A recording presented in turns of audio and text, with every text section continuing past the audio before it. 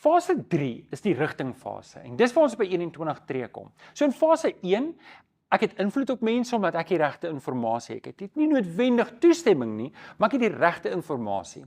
Fase 2 kom ek in die regte verhouding met die persoon. So nou het ek die toestemming om die inligting te deel. In fase 3 begin ek rigting aangee. 1 Korintiërs 11 vers 1 wat sê, volg my voorbeeld, ek begin die reg kry om mense te lei. Onthou, mense sal geestelik groei. Oor die algemeen, as 2 dinge in plek is. Nommer 1, as hulle weet wat die volgende tree is om te neem in hulle geloof. Baie mense groei nie geestelik nie, want hulle weet nie wat die volgende tree is nie. Baie mense sukkel om selfs die oorgawe te maak aan die Here Jesus, want hulle weet nie wat daai eerste tree is nie. So kom dit belangrik is dat ek en jy kunskap goed moet ken, die boekie kunskap, en verstaan. So dis die eerste ding.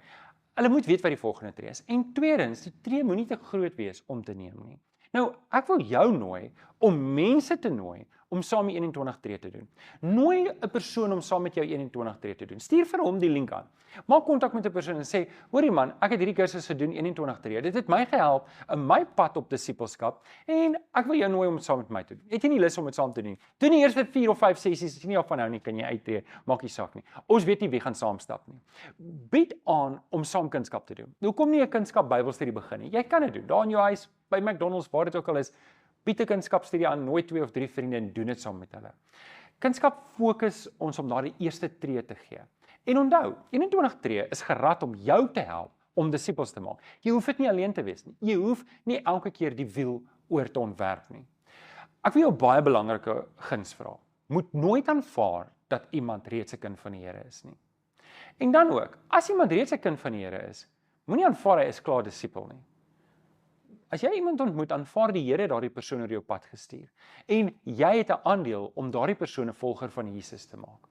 So, 'n groot deel van my invloedssfeer om dit te verbreek, is om verantwoordelikheid te aanvaar vir almal wat die Here oor my pad stuur. As ek sien, hier's 'n persoon wat gewillig is, aanvaar verantwoordelikheid. Dalk is die persoon klaar kind van die Here en jy moet net die volgende fase met hom deurwerk. Dalk is hy nog glad nie 'n kind van die Here nie en jy gaan dalk net die eerste fase deurwerk. Dit maak nie saak nie. Ek en jy moet verantwoordelikheid aanvaar vir daardie persoon wat vandag in my invloedssfeer is. Ek en jy moet, soos hulle in Engels sê, 'n change agent word. Jy het die inligting wat mense nodig het om vir ewig te kan lewe. Jy het die inligting wat vir mense kan help om Jesus Christus as verlosser te leer ken. Jy het die inligting wat vir mense kan help wat hulle lewens dramaties kan verander, hulle huwelike kan verander, hulle verhoudings kan verander, hulle werk, hulle gesin en elke faset van hulle lewe saam met hulle verhouding met die Here. Dis nie al nie.